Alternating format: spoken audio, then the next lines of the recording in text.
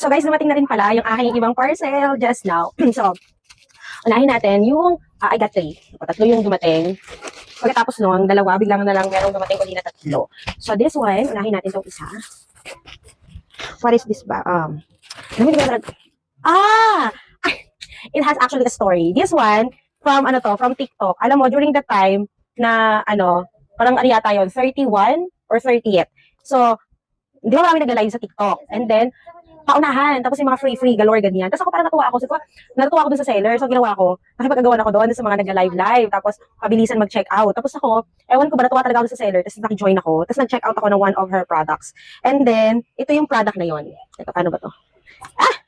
This one. Ayan. Tapos, akala ko kasi, pag na-check out ko to, may free cellphone. Wala naman pala, iba pala yon. Tapos, meron akong free mga ganito. Hindi ko alam kung paano ko siya ngayon gagamitin. Hindi ko alam para saan to.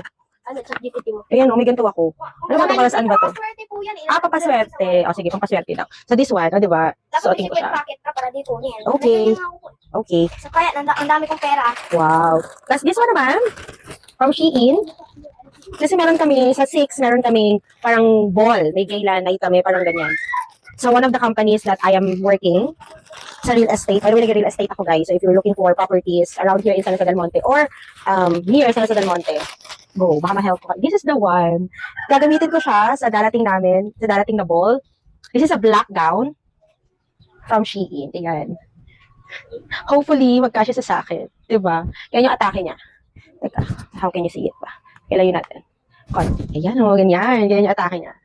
So, may slit siya dito. And then, very comfy yung tela niya. Ano pala?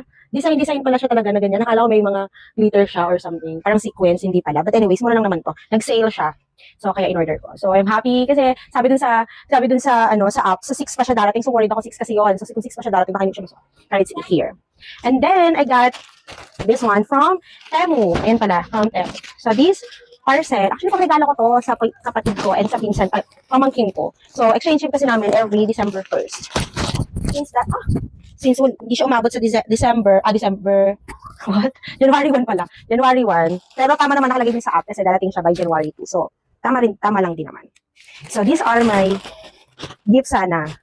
Ayan, this is for my ate, a white coat. Ang ganda nito. Feeling ko maganda rin siya. Maganda siya in person. Pero hindi, I'm not gonna open it na kasi for my sister. And then this one, a terno for my pamangkin. Ang ganda rin ito. Ayan. And then, apart from that, meron akong in-order na mystery box. Huh? Ano ba to? Akala ko, lucky mystery box, na merong mystery box. Yung pala box talaga siya. Ay, kakaloka naman to. Excited